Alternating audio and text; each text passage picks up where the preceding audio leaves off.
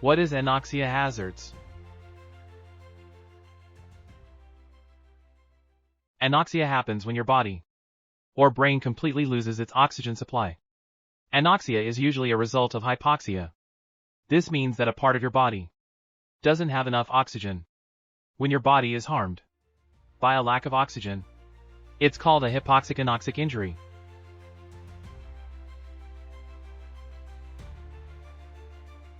Types of anoxia.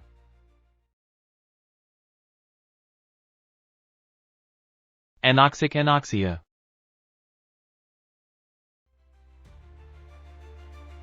Anoxic anoxia happens when there's not enough oxygen available to your body.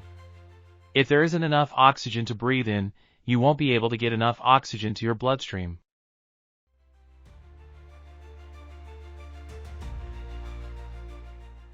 Symptoms of anoxic anoxia includes a person might experience confusion, disorientation, or even loss of consciousness.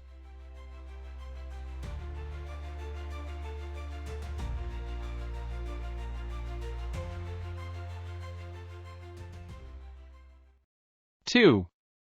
Anemic anoxia.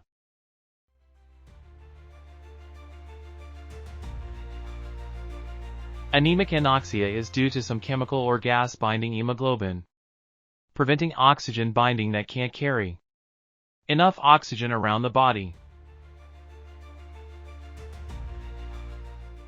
The symptoms include headaches, dizziness, rapid heart rate, shortness of breath, and in severe cases, unconsciousness and death.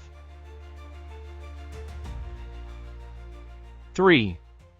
Toxic anoxia.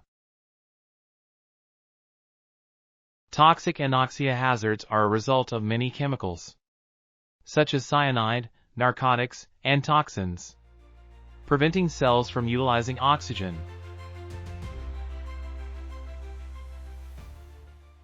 Symptoms include hypotension, cough, severe respiratory distress, blurred vision, nausea, vomiting, coma, death.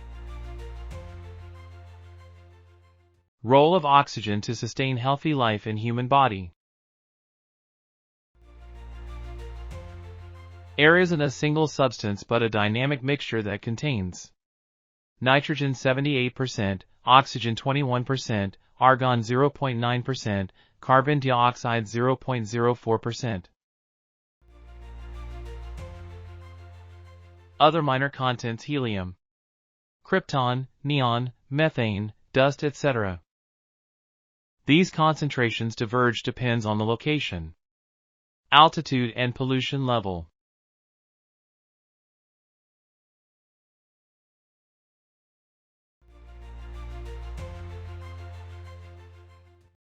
Oxygen is continuously supplied through breathing and transported by the blood to ensure cells receive what they need to survive.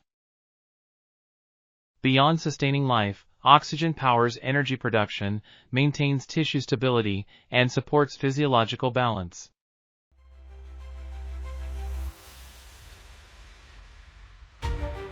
What are the possible causes for anoxia hazards in workplace?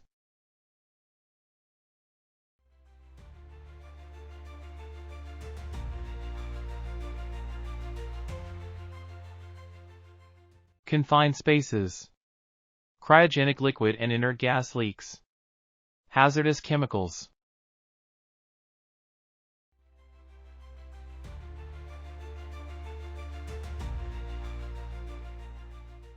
What is confined space?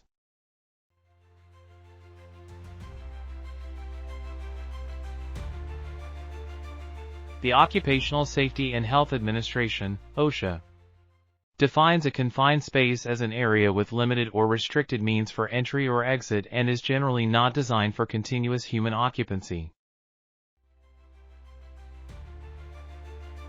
For example, tanks and vessels, manholes and sewers, boilers, tunnels and pipelines, underground vaults. Cryogenic liquid and inert gas leaks.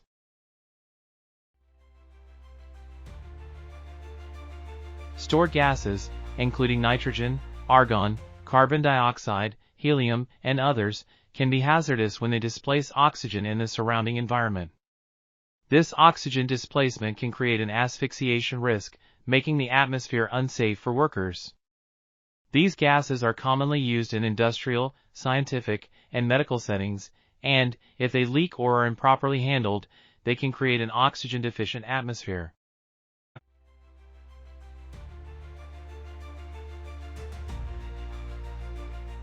How to prevent anoxia risk in workplace.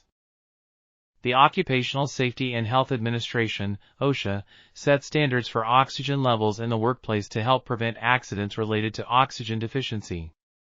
According to OSHA, employers must ensure that the oxygen concentration in any workplace does not fall below 19.5%.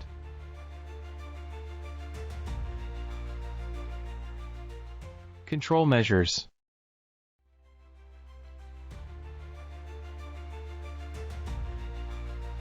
One. Monitoring of oxygen levels continuous.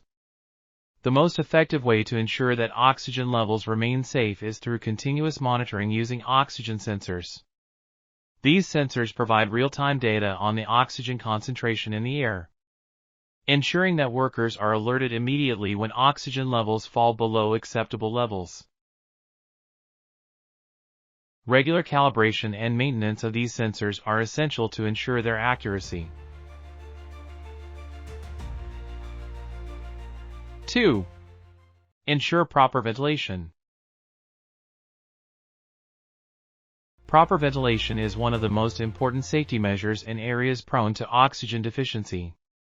Mechanical or natural ventilation systems should be used to ensure a continuous supply of fresh air. Regular maintenance and checks on ventilation systems are critical to prevent failures, especially in confined spaces. 3. Worker training and awareness.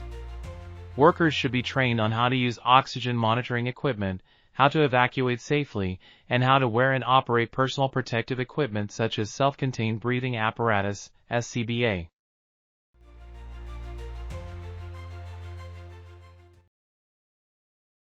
Four.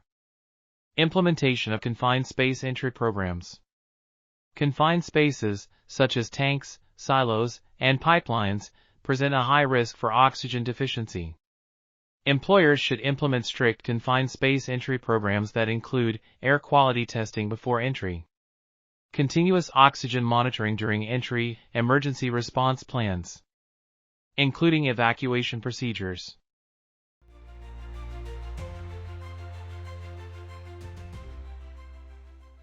5. Personal protective equipment, PPE. In environments where oxygen deficiency is a risk, workers should be provided with appropriate PPE, including respiratory protection such as SCBA or supplied air respirators. These devices provide breathable air in oxygen-deficient or toxic environments, allowing workers to perform their duties safely. 6. Regular maintenance of equipment. All equipment that could contribute to oxygen deficiency, such as gas storage tanks, ventilation systems, and oxygen sensors, should be regularly maintained. Any leaks, blockages, or failures should be addressed immediately to prevent oxygen depletion.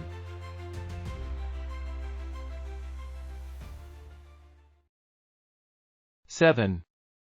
Emergency response planning. In case of an oxygen deficiency emergency, having an emergency response plan is crucial. Workers should be trained in emergency evacuation procedures, and emergency services should be on standby for serious incidents. A well-prepared emergency team can make the difference in preventing fatalities and injuries. Thank you for your attention. Think safety and work safely.